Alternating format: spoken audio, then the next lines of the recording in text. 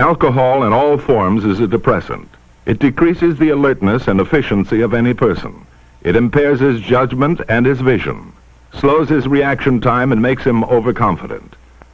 Anyone who has used alcohol should definitely not drive a car.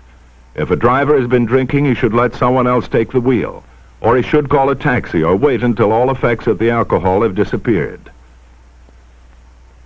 One of the most hazardous offenses is that of driving under the influence of an alcoholic beverage. Alcohol is absorbed very quickly into the blood and is easily detected. Alcohol and driving do not mix. Studies have shown that a person with only 1/7 of 1% concentration of alcohol in his blood is 30 times more likely to have a collision than a non-drinker. If you drink, do not drive. Speeding is the #1 killer on our nation's roads. More men, women, and children have been killed on American highways than in all the wars of our country's history.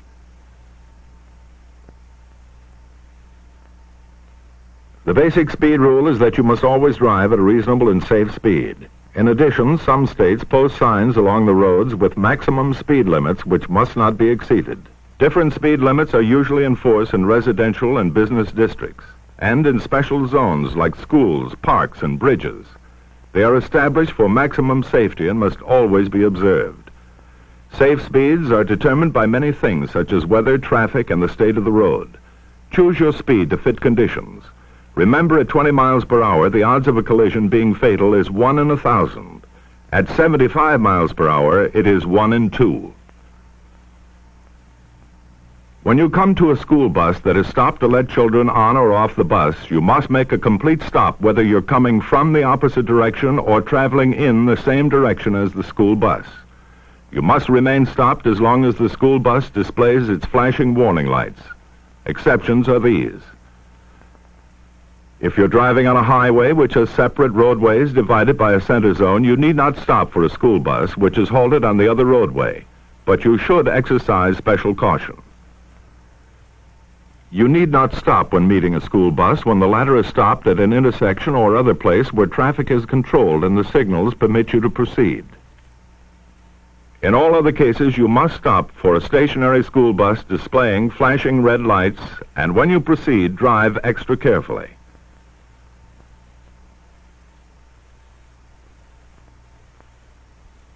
When you are stopped for a red light, wait until the green light comes on.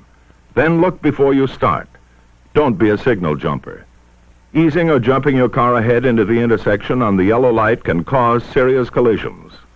The yellow light warns the driver that the traffic light colors are about to change. It means clear the intersection. When you see this light, you should slow down and stop your car, if you can do so without danger to other cars behind you. Then wait for the green light before starting your car again. If you jump the signal before it's green and a car driving across your street in the intersection cannot stop on the yellow light, you may be involved in a bad collision.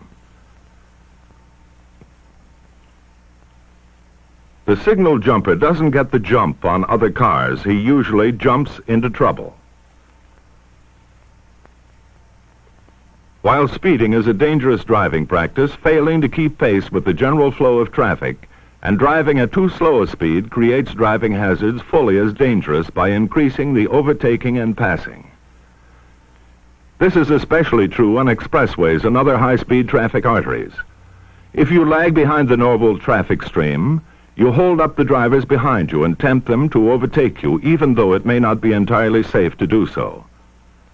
The road is not yours alone. Consider your fellow drivers. Any vehicle on a roadway going slower than the prevailing speed must be driven as close to the right as is practicable. Keep pace with the traffic or drive close to the right road edge and stay out of the fast lanes. Make your motoring enjoyable for yourself and the other drivers by driving intelligently.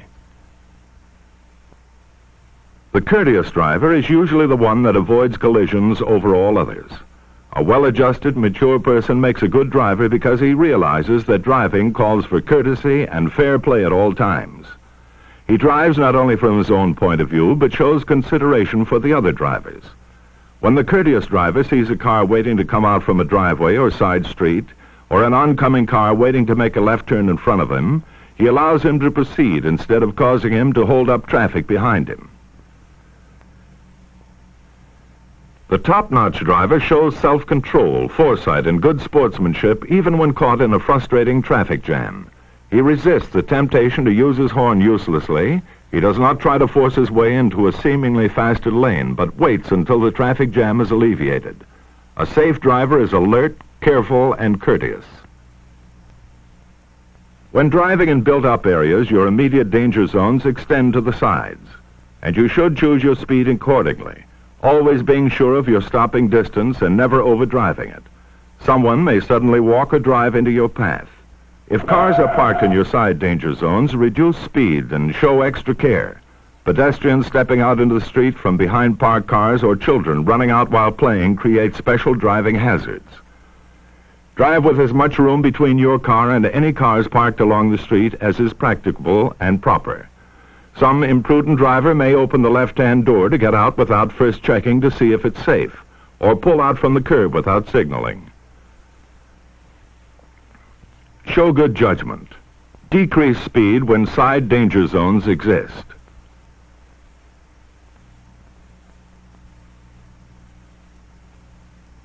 Fatigue can cause collisions. The overtired driver is less alert. He loses his sound judgment, his reaction time is slowed down, and he may even doze at the wheel. Collisions are almost sure to follow. When they happen because a driver is asleep at the wheel, they are generally very serious. Don't drive when you're fatigued. If you're alone, stop and rest. If possible, turn the wheel over to someone else. The odds for a collision increase as the driver begins to get fatigued. Don't drive too long a stretch without rest. To help offset drowsiness, keep plenty of fresh air in the car. Engage in conversation or listen to the radio and drink coffee or strong tea. Stop occasionally and get out and walk around. Even a good driver gets tired, and a good driver doesn't take chances. Many urban streets have streetcar or railroad tracks running down the center of the roadway used by motor vehicles. Avoid driving on these tracks. Always drive over them, straddling them. They're slippery, especially when they're a little wet, and they may cause you to skid. If you do go into a skid, steer slightly in the direction in which the rear end of your car is skidding, but do not apply the brakes. This might increase your skid. And don't oversteer, just enough to get off the tracks.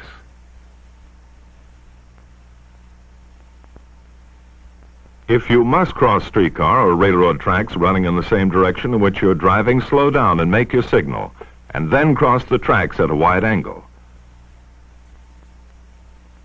Always drive extra carefully when the street upon which you are traveling presents special hazards.